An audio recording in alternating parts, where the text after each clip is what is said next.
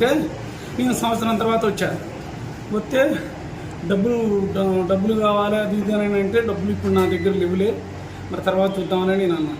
అంటే నోట్లో ఇక కొద్దిగా తీసుకున్నా, అబద్ధం ఎందుకు ఇంత తీసుకున్నా, నోట్లో గుడ్డలు పెట్టి కర్రలు తీసుకొని తుక్కు కొట్టింది సారు.